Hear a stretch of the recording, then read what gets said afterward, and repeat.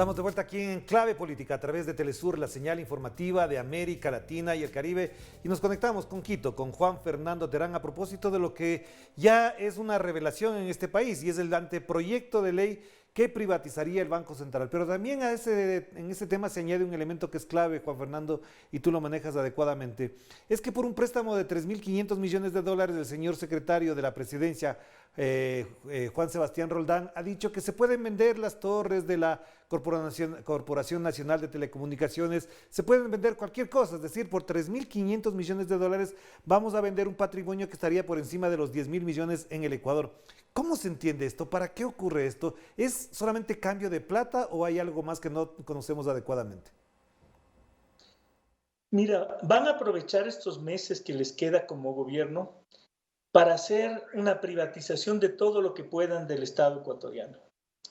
Eso es absolutamente grave porque implica no solo privatizar cosas que podrían ser privatizadas, digamos una empresa pequeña que no sirva para nada podría ser privatizada. Ese no es el problema. El problema es que van por las cosas jugosas, telecomunicaciones, petróleo y obviamente el Banco Central que vamos a topar en un rato. Entonces, en estos meses su jugada maestra es vender todo lo que puedan vender de la forma más rápida y más despiadada.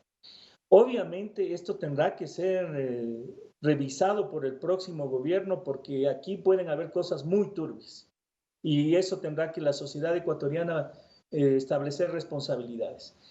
Pero regresando al tema del Banco Central, quisiera explicar esto en una forma muy simple para que todos podamos compartir, tanto dentro del Ecuador como en América Latina, qué es lo que quieren hacer ciertos grupos de poder y entendamos bien su jugada. En primer lugar, esto ya sucedió. Y lo que están haciendo es retomar la experiencia argentina con el gobierno de Mauricio Macri para intentar aplicarla en el Ecuador. ¿Qué es lo que sucedió en la Argentina?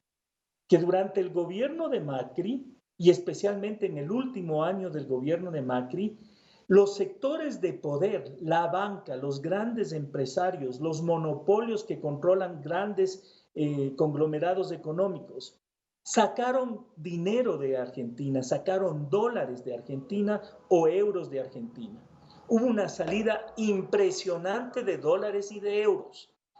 Como eso disminuye la cantidad de divisas al interior del país, el Banco Central argentino tiene que hacer algo. Y lo que tenía que hacer es conseguir dólares para que exista la misma cantidad de dólares en el país para que el tipo de cambio local no se altere.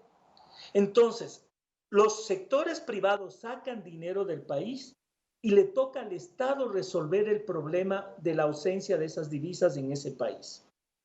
¿Cómo resuelve el Estado ese problema? Resuelve el Estado contratando deuda externa.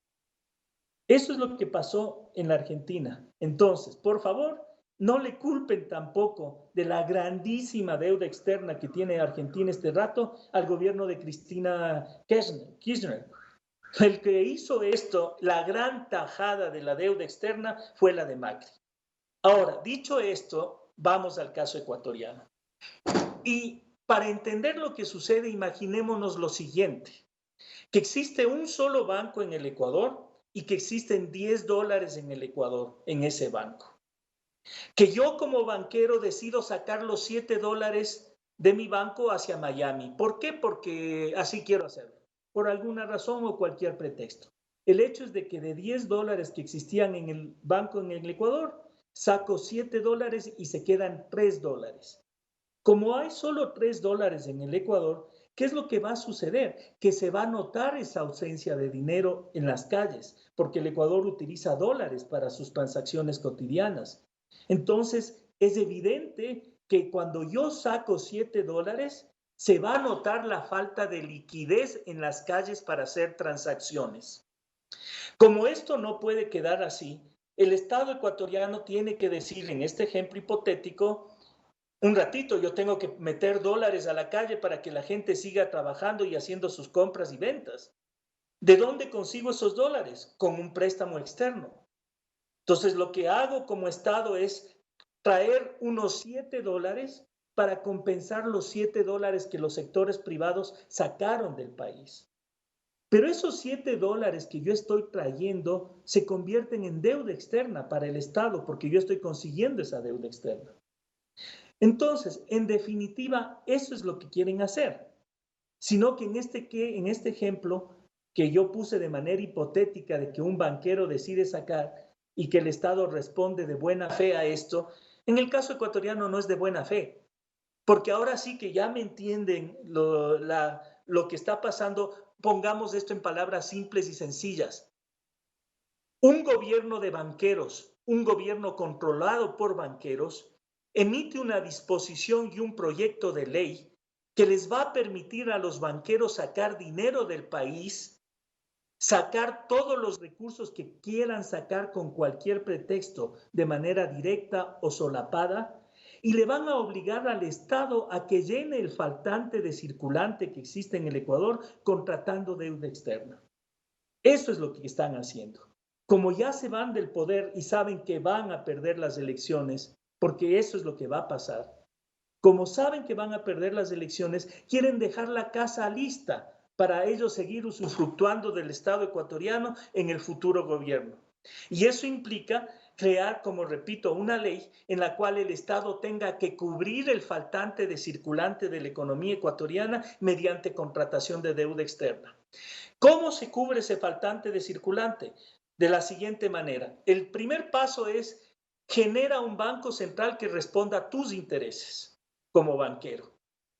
Dale un nuevo diseño institucional en el cual el grupo que controle el Banco Central sean empresarios de la banca. Y eso es lo que están haciendo con este proyecto de ley.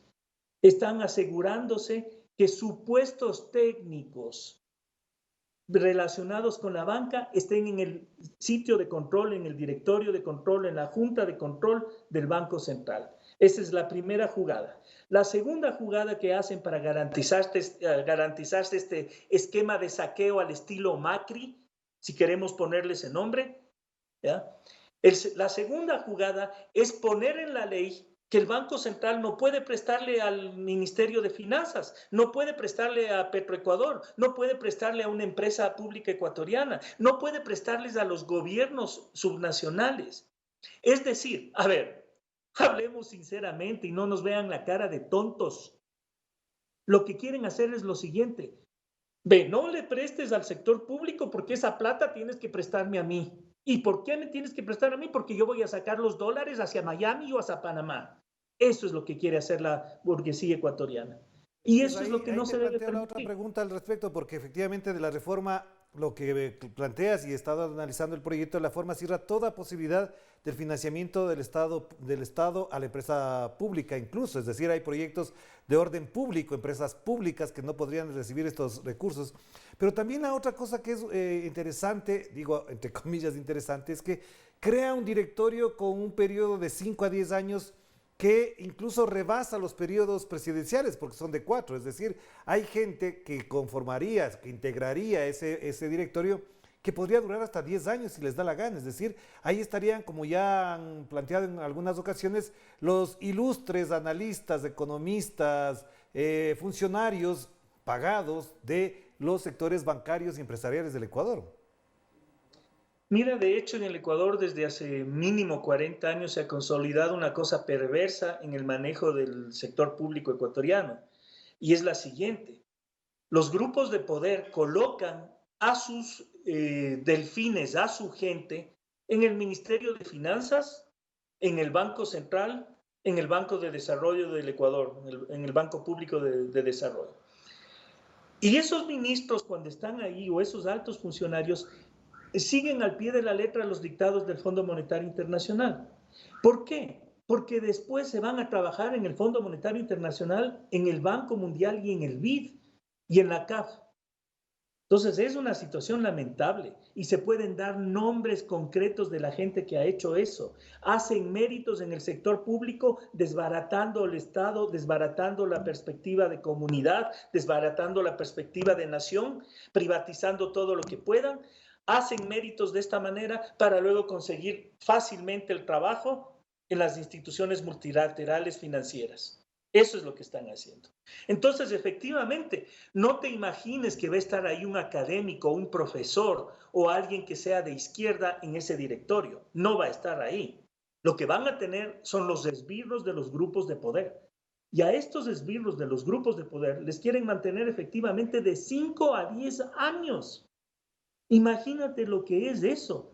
Es vender la posibilidad de que el país pueda controlar lo que es su endeudamiento externo, sus tasas de interés, sus condiciones de funcionamiento bancario a individuos que trabajan para instituciones internacionales, porque eso es lo que hacen. ¿Ya? Dejémonos de eufemismos. Estos señores, repito, hacen buenos méritos ahí adentro para conseguir el trabajo afuera.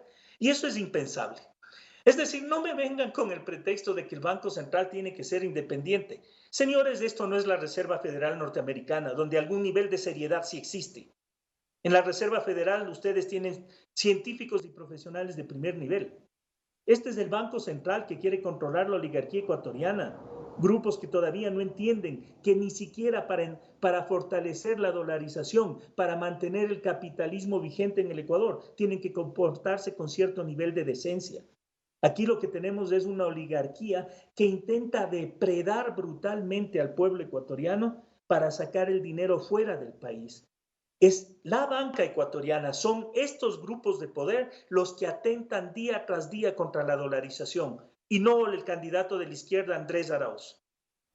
Muchísimas gracias, Juan Fernando. Tenemos otras oportunidades para hablar del tema. Efectivamente, esto tendrá que pasar por la Asamblea. Habrá un gran debate y, sobre todo, habrá una gran discusión y disputa alrededor de estos temas. Te estaremos consultando al respecto. Te mando un abrazo. Cuídate mucho.